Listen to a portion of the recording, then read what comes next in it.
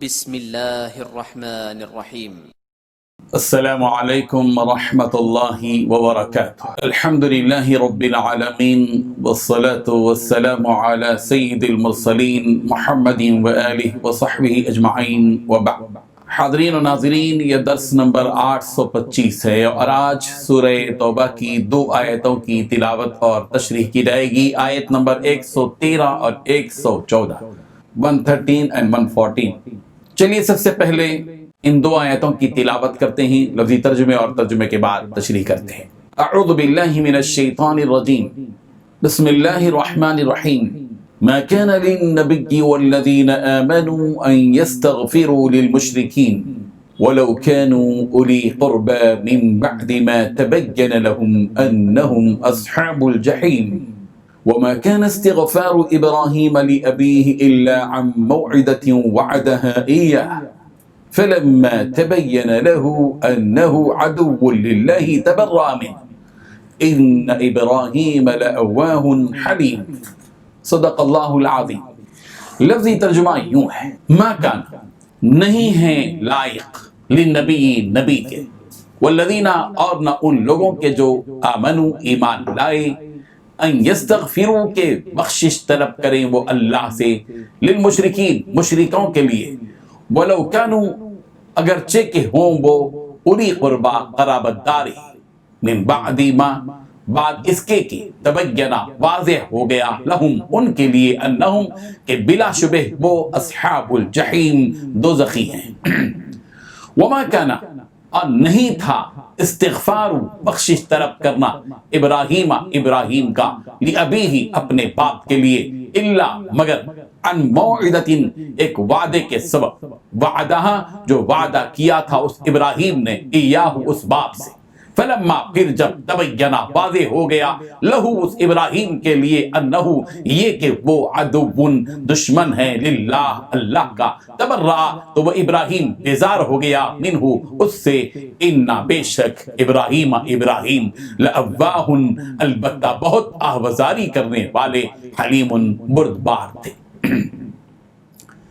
ترجمہ یوں ہے، پیغمبر مسلمانوں کو شایع نہیں کہ جب ان پر ظاہر ہو گیا کہ مشرک اہل دوزخ ہیں تو ان کے لیے بخشش مانگیں، گو وہ ان کے قرابت دار ہی ہوں۔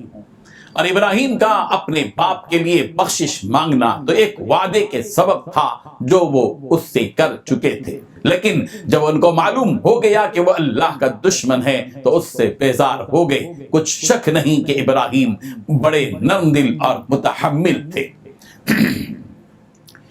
ان 2 آیتوں میں 4 باتیں بتائی گئی ہیں۔ پہلی بات، پیغمبر مسلمانوں کے شایع نشان نہیں کہ جب ان پر ظاہر ہو گیا کہ مشرک دوزخی ہیں تو ان کے لیے بخشش مانگیں، چاہے وہ ان کے رشتہ دار ہی کیوں نہ ہوں۔ دوسری بات، حضرت ابراہیم علیہ السلام کا اپنے باپ کے لیے بخشش مانگنا تو ایک وعدے کے سبب تھا جو وہ ان سے کر چکے تھے۔ تیسری بات، لیکن جب ان کو معلوم ہو گیا کہ وہ اللہ کا دشمن ہے تو اس سے بیزار ہو گئے۔ چوتھی بات، کچھ شک نہیں کہ حضرت ابراہیم نرم دل اور متحمل تھے۔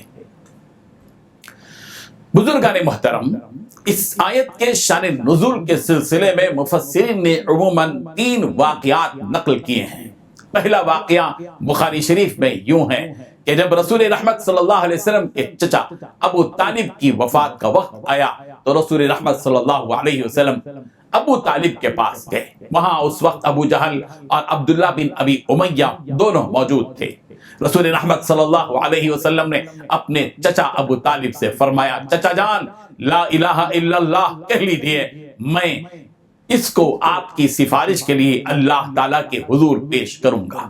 رسول رحمت صلی اللہ علیہ وسلم برابر یہ بات فرماتے رہے، لیکن یہ دونوں شخص ابو جہل اور عبداللہ بن ابی امیہ جو سامنے موجود تھے، وہ ابو طالب سے کہتے رہے، کیا تم عبد المطلب کے دین سے ہٹ رہے ہو؟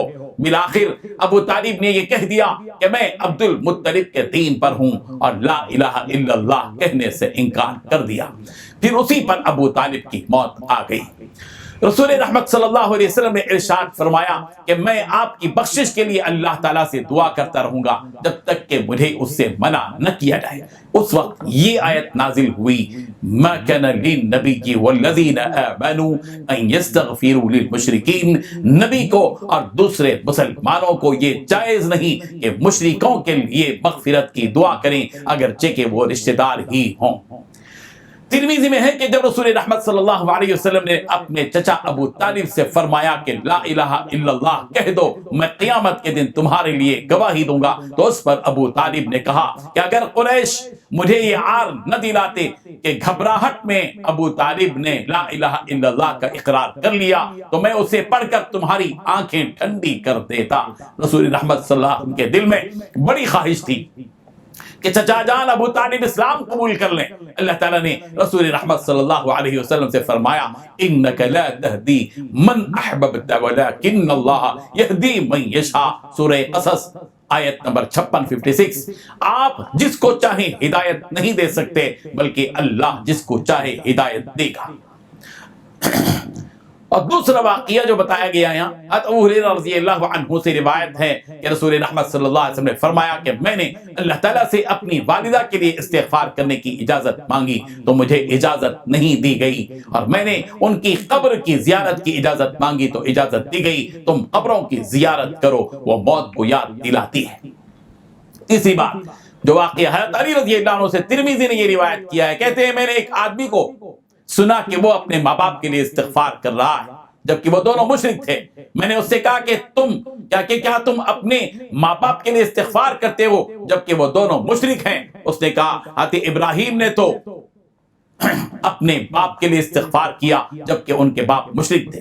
حضرت علی رضی اللہ عنہ فرماتے ہیں میں نے اس واقعے کا ذکر رسول رحمت صلی اللہ علیہ وسلم سے کیا، اتنے میں یہ آیت نازل ہوئی ما کان للنبی والذین آمنوا ان یستغفروا للمشرکین۔ رہی بات حضرت ابراہیم کے اپنے مشرک باپ کے حق میں استغفار کی تو اس کا جواب یوں دیا گیا وما کان استغفار ابراہیم لابیہ الا عن موعدۃ وعدها ایاہ فلما تبین له انه عدو للہ تبرأ منہ ان ابراہیم لأواہ حلیم۔ حضرت ابراہیم کا اپنے باپ کے لیے استغفار کرنا صرف اس لیے تھا کہ انہوں نے اپنے باپ سے ایک وعدہ کر لیا تھا، پھر جب حضرت ابراہیم پر یہ بات واضح ہو گئی کہ وہ اللہ کا دشمن ہے تو اس سے بیزار ہو گئے۔ بے شک حضرت ابراہیم بڑے رحم دل اور برداشت کرنے والے تھے۔ سورہ بقرہ کی آیت نمبر 86 میں یہ دعا موجود ہے جو حضرت ابراہیم علیہ السلام نے اپنے مشرک باپ کے حق میں کی تھی وَاغْفِرْ لِأَبِي إِنَّهُ كَانَ مِنَ الضَّالِّينَ، میرے باپ کی مغفرت فرما دے اے میرے رب، وہ گمراہوں میں سے تھا۔